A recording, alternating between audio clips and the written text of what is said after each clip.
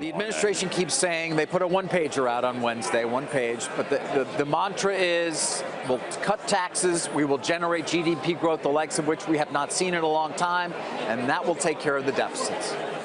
Well, that is just patently absurd. And I spent the time since Wednesday mostly talking to Republicans and conservative economists and tax experts, because you know the Democrats are going to oppose this, say it's a giveaway to the rich, whatever. Let's take that off the table. The people I've been talking to were literally speechless at this tax proposal.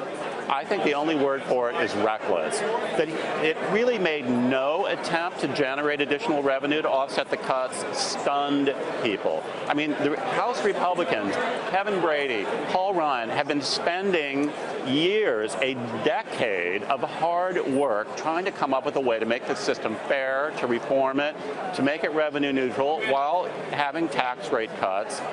And this just threw all that out the window. It doesn't even try. I mean, how many? It's like $6 trillion just in the cuts. If he goes for expensing of capital expenditures, that's another $2.2 trillion. Get rid of the AMT, there's another $200 or $300 million. And we're well above $8 trillion. They did suggest repealing the ability to deduct state and local income taxes. Yes. That could generate some revenue. It does.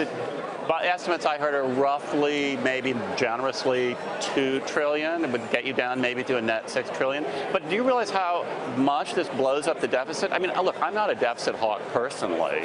I think the growth argument, you could maybe, best case scenario, get to $1 trillion additional. I think you could pay for infrastructure because that's an investment that yields productivity. I think you could make the case for that. But that still leaves us a hole here of like something like $5 trillion. And that when you pile the interest payments on that over time, I mean, it literally left people reeling. Well, Jim, have we gotten a cogent explanation at all in terms of facts that support the idea that 3+% GDP growth will generate the tax revenues to make up for these numbers you're talking about? Well, there's kind of a rule of thumb out there that for every additional $2 trillion in debt, you need a full percentage point of additional growth. So if you're going to add $4 trillion, let's say, you need 2 full percentage points on top of what we already have. So let's say we have about 2% growth. You need 4% growth. Nobody thinks we can get to 4% growth. That is not realistic given the mature state of the economy, the demographic challenges with the baby boom retiring. 3% growth is pretty aggressive, but let's say we could get to that. That gives you that 1 percentage point. Maybe, again, you could maybe argue $2 trillion additional there. But the problem then is you've got all this additional government borrowing, all that demand, interest rates start going up, and they start going up quite a bit, and that puts a brake on the growth. So like the Tax Policy Center, when they were modeling this, found only a tiny incremental amount of revenue from growth, because as you model it out in the years, as interest rates go up, the growth goes away. Of course, as you already pointed out, this is not legislation.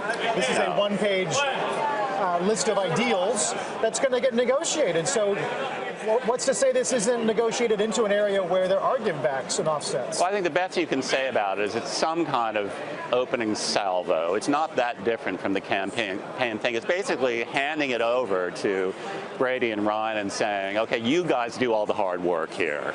We've put out all the benefits, all the cuts, all the goodies that people want, and now you have to be the bad cop and come tell us how we're going to pay for this. I wonder if that makes the border adjustment tax more likely. It's something that was in the Brady and Ryan plan, not in the White House blueprint. Could be a bargaining chip to actually raise some revenue.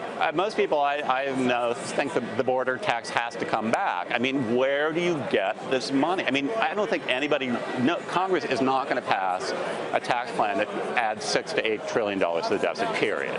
So where do you get the money? And the border tax is one of the few places that you can find it, in a magnitude that begins to make a dent on this. Speaker Ryan said they're 80% in line earlier this week. which I found somewhat surprising, but maybe the 20% is all the hard part? I don't know. I think the 20% is the hard part, and I don't think 80% of them is enough. Another thing I'll just say is that after promising to close the loopholes that he knew about, that I've been writing a lot about, this doesn't close a single loophole that benefits real estate developers or Trump himself. Well, what's to stop people, and we were kidding about this earlier in the week, from becoming LLCs, or this rash of... I'm going to be an LLC, trust me. No, everybody's going to, and that's long been a challenge. Like, how do you figure out, like, you're a lawyer, you're a doctor, you're sort of self-employed, you've been paying personal income tax, all of a sudden you're now a business, you're a corporation. There's going to be, I don't even know that the modelers know how much of that there's going to be. I mean, there'd be a stampede in that direction if you cut it to 15%.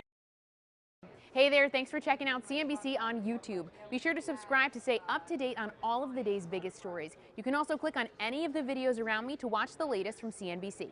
Thanks for watching.